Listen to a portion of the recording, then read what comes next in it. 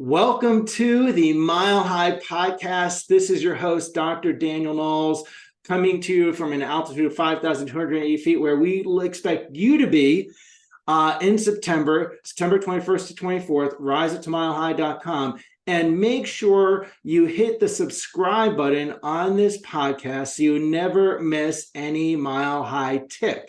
So we look forward to seeing you on higher ground. We look forward to seeing you in future episodes of the Mile High Podcast, wherever you are watching it or listening to it. And today I am super thrilled and energized to have Dr. Paul Reed on the Mile High Podcast. He is really a phenomenal chiropractor, businessman, faith-based entrepreneur. He's scaled multiple practices and businesses, starting athlete that we'll talk about, I'm sure, husband of, I think, 27 years, maybe more now. Maybe I've updated bio. And he really believes in people's potential for greatness and really has a big calling to impact other lives so they can impact more lives.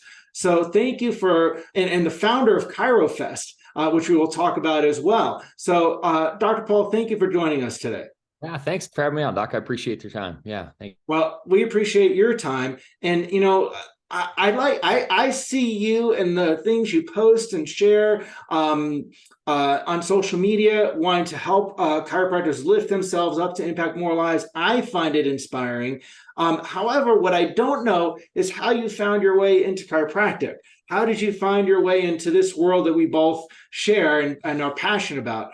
How did that happen?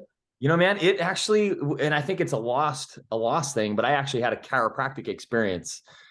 So I was, and a lot of kids today are going to school without having that chiropractic experience. And so, yeah, I was again, an avid athlete. I was in 8th grade, hurt myself wrestling, and my dad took me to a doc, and literally that day, he did what he did. It was a toughness doc, actually. And so he did what he did. And I got off the table. I'm like, I want to do that when I get old, And so literally from 8th grade, that was my path. I knew that as soon as my quote unquote sports career would end, whenever it ended, that's what I would do. And yeah, so I had that initial chiropractic experience. I was 13, and it was, I didn't understand it at the time, but as we mature in our chiropractic profession, and I heard, mentors of mine down the road say chiropractic connects man, the physical, man, the spiritual. I know that was that divine appointment for me to get that adjustment. And it was from that point forward, like, that's what I'm doing when I'm done being an athlete. So. Awesome. And then how did ChiroFest is coming up, and my intention is people hear this podcast before ChiroFest, and it's September 15th and 16th. What for you spurred up or sparked saying that you were going to launch ChiroFest? It was an experience. So I had been doing a philosophy group at a small level on a rate, like monthly, bringing people out and having docs speak and share with my local tribe, my local chiropractors. And then Billy, as you know, started Cal Jam, and I went and he tells this story too. He, had Cal Jam 1, and I said, dude, let's bring this every 6 months. Let's do it 6 months apart and do, have a Cal Jam North up in Washington, where I'm at. And he's like, no, dude, go do your own thing. And yeah, so that's literally how it started. It started in essentially of, I was pouring on these docs locally. I'm like, I want to make a bigger impact in the profession. Selfishly, Danny, I want it so that my kids' know chiropractic. That's really the only reason I suffer through it. That events are not easy to pull off, and they're not. You're not retiring from it. And so it's really so that that chiropractic is around, and so that my great grandkids understand and know what a chiropractor is, and it just inspires. Like, we've had so many kids. I encourage docs to bring their families, and kids that spark gets lit, which encourages me to do it even more, because a lot of times our kids ourselves, like, they're around us all the time, and it becomes like, oh, that's just mom and dad. But when they see other docs, it lights that fire. I know, Dane Donahue's son is at Chiro because of that. My kid, we took him, I took my son to Cal Jam. He's 4th quarter at Life West. So I think just inspiring the next generation to keep that fire lit, and people excited about what we do. I'm glad you say that, because that's a little bit of what our purpose here. One of my friends, you may know him, Dr. Joe Arve, who's out here. We were doing things politically in the state that we were concerned about. And we're like, he said to me, we've got to do this so our kids and grandkids can get chiropractic Right? in our state. Otherwise, they're not going to be able to get it as No. we know it, Yeah. you Yeah. know? Yeah. And So that's a real concern in some states, it's more than not right now. And I think that's Right. why it's important that chiropractors get to it's, as you know, it's hard to get docs to get involved, and we just want to stay, docs like this, we're comfortable. We fight the war inside of our practice. Like, we're really good at that communication inside of our office. But then when we get outside of our office, everybody shells up and gets passive instead of Mhm. like really pressing forward into the, and that's where we need docs. Like, we're great in our office, but like we need the public to know, we need the world to know what we do. And so and that's part of my mission too, is just to strengthen docs' message, strengthen who they believe Right. in, who they are, so that when they have that confrontation, like we can deliver a clear, concise, Mhm. educated, response to somebody. Yeah, and as apathy leads to allopathy in chiropractic, Yeah. Liam Yeah. Shubin says. Yeah. So then tell us about ChiroFest this year before we get into talking about succeeding in practice. When is it? Where is it? How do people register? Yeah, man. So September, like you said, September 15th, 16th, we always try and keep it right around anniversaries. Our chiropractic anniversary weekend. It's in back this year. We moved it back to Washington. The last couple of years I've had it in Idaho because the nonsense that we were dealing with in our state in regards to all the, Yep. yep, that stuff. And so, so we're back in Washington. People would fly into Portland, Oregon. We're like 10 to 15 minutes from the airport across the Columbia River. Great venue at the Hilton downtown, chirofest.org. Yeah, it's gonna be awesome. Again, we'll have 22 speakers and 40 some exhibitors and hundreds of our brothers and sisters coming to celebrate so Awesome. And people get there. Community is important with fellow chiropractors, connection with fellow chiropractors. It's not just the speakers you're going to have on stage at ChiroFest, because the speakers are vital. And I know you have quality ones, and the connection time of talking to other chiropractors is extremely valuable. We're supposed to be together, right? It's human connection. We were created to connect. So. Yeah, absolutely. Now, before we started recording this episode, we were talking about chiropractors getting out of their own way. What do you notice and observe about that, about chiropractors being in their own way? Man, I think we're a profession that really split. So we have chiropractors that are doing really well, and then we have a really large portion that are struggling and unwilling to look under their own hood per se and evaluate how the engine's running. And so they just don't have, we're not taught business sense in school, which is okay, but you need to hire somebody to help you learn business sense. And we're in a loving, serving, caring profession. And a lot of chiropractors operate with that hand only, which is great. That needs to be at the hand, but it can't be the dominant hand, because you are a business. And so you need to be profitable. And for us, in my opinion, Danny, for us to reach that tipping point to where we're really like known in the world, like we have to have chiropractors being more successful, plain and simple. Like, they have to be more successful. And when we are more successful, we'll have more buying power, right? The reason the pharmaceutical industry is so freaking domineering because they have so much money, right? And so if we had more chiropractors sharing their message to the community, getting out, and egos edging God out, like we serve ourselves over serving others, and we need to serve something bigger than ourselves. And a lot of docs just want to worry about their little four walls in their office, and we need more docs that they're going to step up to the plate. You and I are deep into practice, and there's a lot of younger ones that are doing it. Like, it's great. I'm 26 years in. I don't know how many years you are, but we're like becoming those those guys we looked up to when we were It's hard to admit, isn't it? It really is. Like, somebody posted on social that day a picture of it was like Red Fox and some people from the Brady Bunch, whatnot, and they were in their 40s when they were in the key of that cast. And I was like, dude, I'm in my 50s. Like, what the heck? Anyhow, we've become that generation. So so need to not isolate themselves, like you said, come together.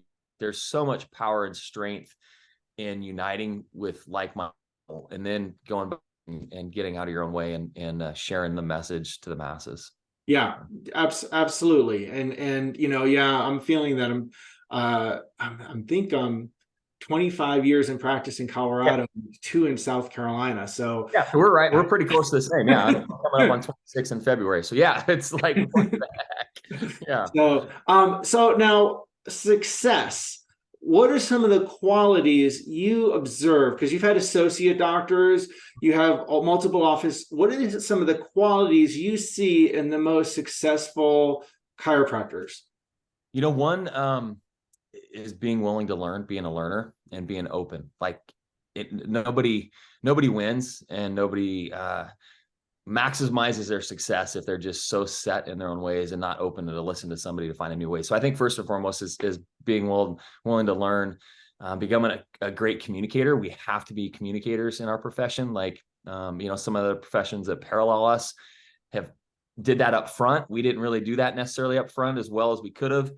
And so I think being a great communicator, being open to learning, and always working on yourself. I think as a chiropractor or any business, like people don't spend enough time. Like your business is a reflection of you. So the more that we can work on ourselves, if our house is clean, our business is clean. If things are in order at home, like your relationship's good, your finances are good, your kids are thriving, like business is easy, not easy, but it's easier, and it's more in line. And so really helping docs, I found that's really kind of been, when I'm coaching docs now, it's like helping them get their house in order, like just getting yourself clean, getting yourself disciplined, having what I teach them is their non-negotiables and solid yellow lines around those non-negotiables. So we have to take care of ourselves in order for us to run our businesses and do the things that we need to do.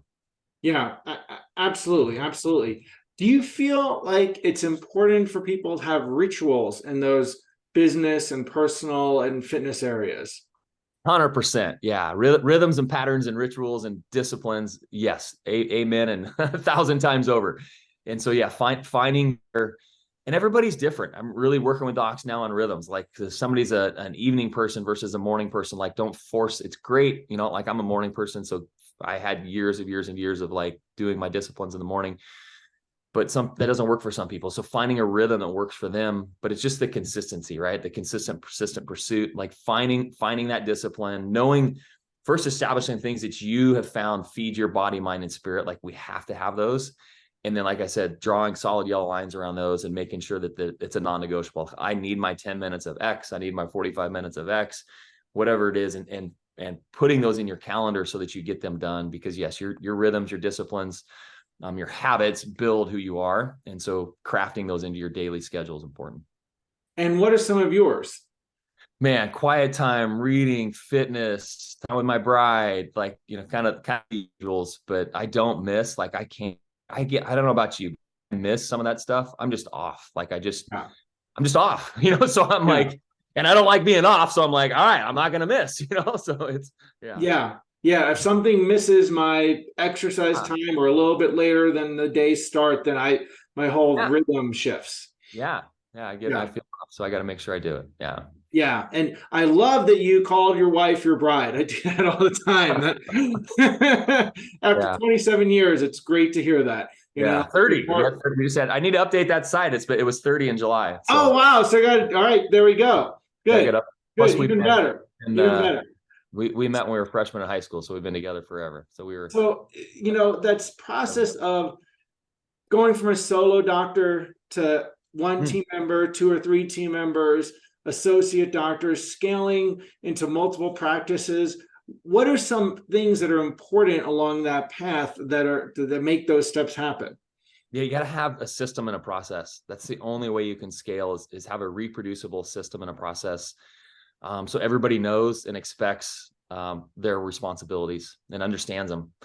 Without a system and process, there's just no way to scale, no way for team members to know what they're supposed to do, for you to know what you're supposed to do. Again, it's nobody to blame, but if you don't have that system and process, whomever is dealing with whatever they're going through in the business makes decisions on their own. And most of the time that's not in reflection of what you as the owner would want. And so establishing those systems and processes, the most important thing. If you look at all the giant businesses, like everybody has Chipotle has a system and a process and a communication. Like you have to establish that system and process. And yes, what we do, we need to be supple, right? Because we have patients coming in with different problems and different ways to approach helping them. But again, having having the framework of a system and process that can be followed is most important in my opinion. Mm-hmm. Yeah. Mm-hmm. So vital. And we tell people the same thing. And so often people will say something like, well, I don't want to be cookie cutter. I don't want to do the same thing. Well, I want to talk to the person. I don't want to use a script or something like that. What are your feelings when you hear that? It's just a misunderstanding. It's the same thing as like a misunderstanding on quote unquote a volume practice. Like, oh, you can't serve a lot of people in chiropractic. Like, okay, well, you just haven't seen a system or process that like people wouldn't continue to come back if they were getting well and receiving a good service. And so, yeah, and again, they shouldn't be you. They shouldn't be me. They need to be themselves, like have your own thumbprint, your own personality in it. But there's some definite frameworks that are easy to follow and allowing you to be authentic and transparent and real with your people and not feel scripted and whatever else that person or somebody might feel that way. So, Right. So now, I said the wrong number of years of math. you're good, bro. How many practices are you currently coordinating? So I actually sold my practices in 2019. So I didn't know that. Yeah. So I am not coordinating any right now. I had as many as 5. So I sold those in 2019 and then worked for the group with expanding their territory that purchased us. And then as of, March, I'm full-time coaching now. So. Got it. So what have you know? So you're mentoring people now. Let's go back to scaling practices in a moment, but now you're mentoring people. What do you see are the areas that people need growth in or help with? Yeah, I mean, honestly, it's similar to some of the things we talked about. First is just confidence. The thing I think chiropractors need most, the most successful chiropractors understand and know who they are. Like they know their technique, they know their mission, they know their purpose. And so again, we can all be different, right? We all have different techniques.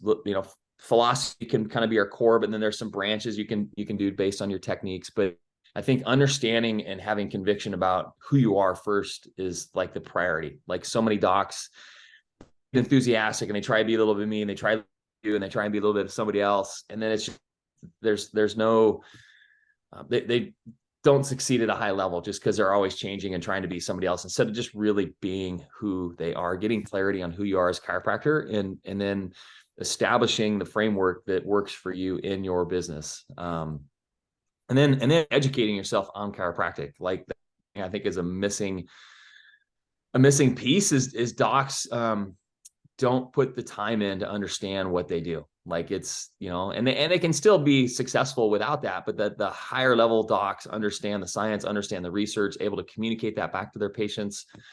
Again, we're in the people business. And so the better you can communicate your message of what you do to somebody, the higher your level of success. So, but understanding who they are, I guess, to all that around is that they need to really understand who they are. And it's okay to be different than the guy down the street, but understand and commit to who you are. And then develop a system within that. Yeah. 100%. Because otherwise you're just rolling the dice with what you're doing with each person. Every day. It's a crap. It's honestly like putting on a fire every day. If you don't have a system and process, like every day is like, what is happening? And then you can't. So there's no way, one of the disciplines that you spoke of and that I encourage my docs to do is really start seeing their day before your day. Like see your people flowing in, see yourself adjusting them, see in the re-exam, see them getting well, like see yourself delivering that adjustment and the body clearing, get them to start visualizing their day. Everything happens twice in the world, right? It happens first in our mind before it happens in reality. And so training them and coach them, you need to spend a few minutes. I don't care if it's in the shower, while you're rinsing the shampoo off, visualize yourself, flowing, happy, high-fiving, music, start to create your office or practice or life, right, between your ears before you enter the world. So yeah, vital. Now, I also know you're an athlete. I don't know much about that. What kind of athlete were you? Old one.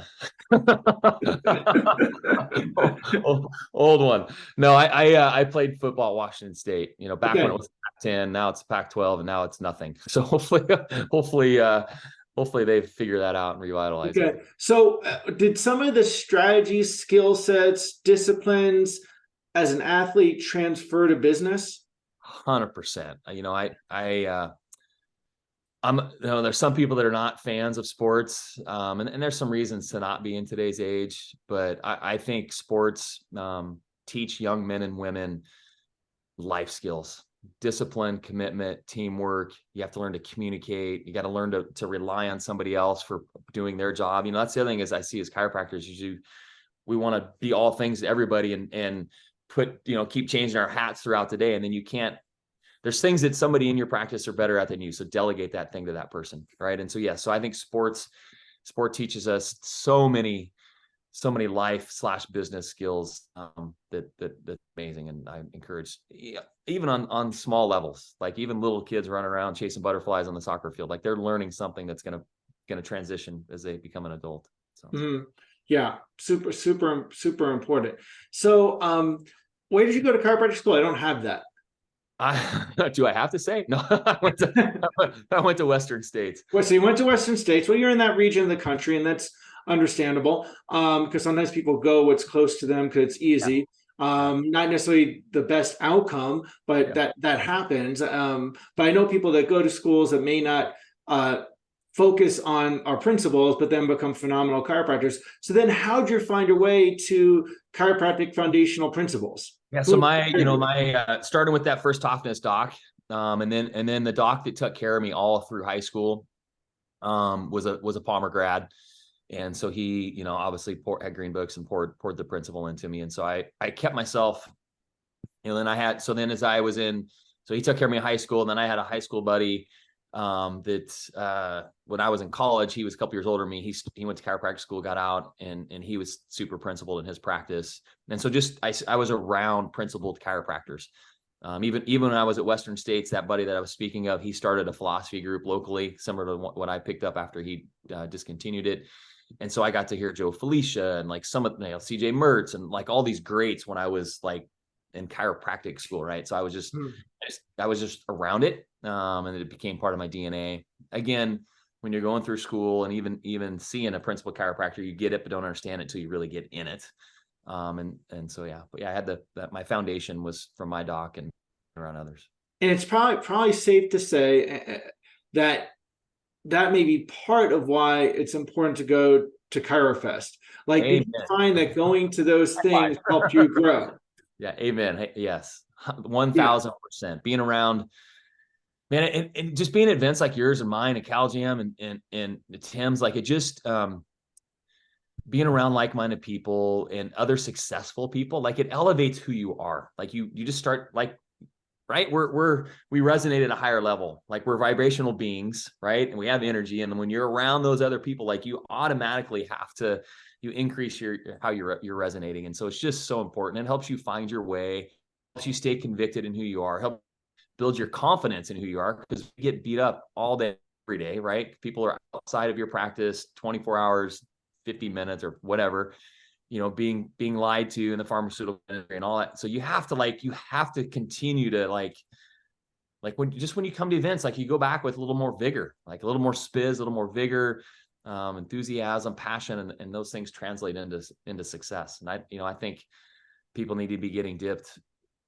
quarterly at minimum, like going to an event, getting fired up at least quarterly, if not more. So yeah, I always tell people this is like the start of the year. Well, actually before that, I say November, December is when you make your calendar for the following year. So as soon as Halloween sets, you should be making that calendar for next year. I said, first thing I do is I put on the personal things. I put like what I want to go with my family, where what things are date nights, what trips we're going to go as a family, and then the next thing is I put in the chiropractic events that I'm going to do, right? I'm going to put Sherman Lyceum and things like that, right? And then, or the technique of things that I want to go to, or whatever that might be. And then I put my office schedule. I build that around those two things, so that way I make sure I take care of my family, my wife, and me to develop, to grow, and so I can impact people in the office, and then I can figure out when my office events are. Yeah, 100%. But what you just said is huge right there, Doc. Like that which gets scheduled gets done, right? So many chiros like just don't live by a calendar, right? It's flying by the seat of their pants. It's, oh, hey, I'm gonna do this now. Like, well, that's great, but like you can't like same thing with your business. You can't expand and grow unless you are set up a system, set up a process that you can follow. Yeah. So yeah, good job, Doc. So I would You're assume successful. that's one of the first things you're telling people then.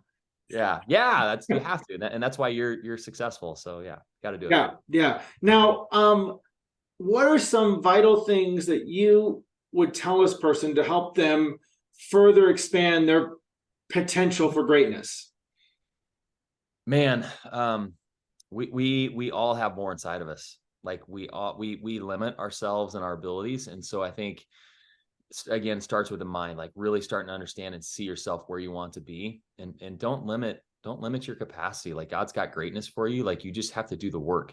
And so just hang around other people doing it. I mean, I think that too, as a young chiropractor, was something that helped. I mean, I hired my first coach 6 months before I wrote my business. Like I was literally just finishing school. It was Ron Oberstein, like president of Life West now. Yeah, he had his power zone, right? So I was just finishing school, went to one of his seminars in my backyard. I'm like, all right, I'm like, I'm going to commit. I wanted to hit the ground running, right? I was, I didn't know what I didn't know. And I rather lean on somebody that knew. And so I sent him, I remember coming home and we were just getting the loans organized to build out the office. And I told Heidi, I'm like, all right, I got to send this guy 12 post-dated checks for $650. She's like, what? And so, so that said, like just being around people that have done it, like it's going to help you see that it's possible. And then it becomes reality, right? So you have to see it, to feel it, touch it, smell it, and then you can bring it into existence. So yeah. Wow, post-dated checks. I remember when people used to do that in practice. Right? Yeah, exactly. Post-dated checks. Yeah, you can't do that today. No. But I remember doing that. That's how old we are, bro. And being mentored to do that, and it was a winning strategy at the time. Gladly, there's things that are easier these days. Yeah, exactly. Oh wow, I forgot about that. Wow. It's good stuff. But yeah, and at the same time, as there's things like that like, well, okay, that's gone. And there's other ways to do that now. What were some principles that you learned that are timeless? They were vital then and are still vital now. Man, I again, like community. So being true to you and what he helped me back then is give the patient what they need, not what they want. Like so many, that's the other thing I think is a weakness with docs that don't own who they are and don't own chiropractic. Is and that will be a forever timeless principles, like give the patient what they need to get well. Don't give them what they want, because they're never going to want what they need. Like, because this is not the easiest route. So communicating clearly and giving them what they need to achieve what, where they need to get with their spine and nervous system, versus like, oh, well, yeah, come when you want. Like, no, that's not what anybody needs. Nobody, when docs are incongruent with their recommendations based on the patient's needs or wants, nobody wins. The patient, first and foremost, the patient doesn't win. They're not going to get the results that they want. So when they don't get the results that they want, the doctor doesn't win, because they're not going to continue to come. And then the profession doesn't win, because they're not going to go out and tell everybody that they know that, like, this is amazing stuff. And so give them what they need. Get power in your communication so that you can deliver that message with strength and certainty, so that they go, okay, yes, I'm in. And then follow through with what you've committed to with them. So those are kind of timeless things. Yeah. And do you feel like, we talked about systems, we talked about rituals and schedules. Do you feel that helps with a person, a practice member, becoming a long-term or a lifetime wellness patient? Yes, 100%. Getting them on a practice rhythm, a visit rhythm. Yes, it does. Yeah, have to, right? It's just, and they get off rhythm, and it's important. And again, that's why it's your team members need to be strong as well. I always coach my docs, like, they're seeing your team member twice as much. They're seeing them on the way in and on the way out. So your team needs to be like convicted and powerful behind what your practice does, because they're going to feel all the pushback and the fading and whatnot. And so your team being trained and having a process for them to follow is super important. Right. And that's the vital thing is, do you feel there's a difference between the doctor, the chiropractor, the associate, whoever it might be, that really lets the practice member run the show versus the doctor? There is a big gap. And so again, and it comes down, I like to say, we're letting the inmates run the asylum, right? That's an old saying that we've all heard Yep. for over and Yep. over again, but it's really true. Like again, it comes right back to that system, that process and expectation, and where there's uncommunicated expectations, there's disappointments on your side, disappointment on your team side, disappointments on your patient side, because you weren't clear and communicated your expectations. And so really just communication's key, and being truthful with who you are. So you're looking at someone who's a student, 6 months to graduate. What's the advice you're telling them? To get to as many trainings as they can. That's what I'm telling my son now, like get into CVP, touch as many different tech, because we all like find different things that resonate with us. Like go experience, and which Life West is great at. They have so many different disciplines that you can experience. So like just go experience, techniques, and then get to seminars to really get around, successful chiros. Like it's funny that the successful chiros are the ones that go to all the events. Like we just go. And so go be around those people, and you're going to elevate, your game. So I would tell them to spend the extra money. It's worth it. Like you're investing in yourself. Like we have to invest in ourselves. You and I invest in ourselves. We have coaches in multiple different disciplines in our lives. And so make the commitment to invest in yourself. That's probably the most important thing, because you are you. Like without you, like that's another thing I teach my docs, like, without you are your life. So if you're not taking care of you with your disciplines, like you said, your relationship doesn't work, your health doesn't work, your business doesn't work. And so investing in yourself is super muy bueno. What you said, if people could just take away that, the successful people go to all the things. That tells you something. Yeah, right. Like the successful people are at ChiroFest. The successful people actually go to CalGem, actually go to a CBP seminar or a network seminar. Like they're going to the things, they're going to Mile High. They don't think twice. They're just doing it. That means that you want to be around those people, and there's a key in that behavior. The people are doing that. That's a simple one. I was at a student meeting with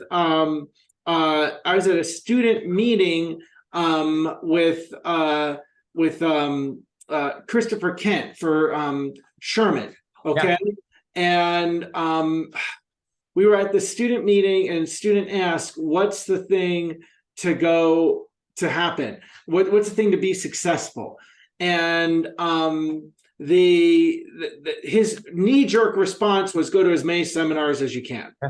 That's what he told the students. So there you go.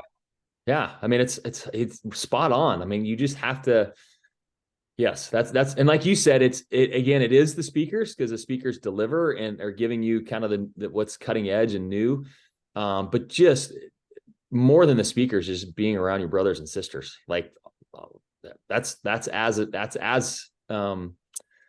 as career building and life building as hearing the speakers. Like so many people get hung up. I don't know about you, but like, oh, what are they speaking on? Why are they coming? What's their expertise? I'm like, just friggin' show up. Like, anyhow. So did you ever notice that sometimes at an event such as ChiroFest or whatever you went to when you were in school, that a conversation at the bar or a conversation over dinner was actually what was most valuable, more so than a particular speaker? Every event I go to. Seriously.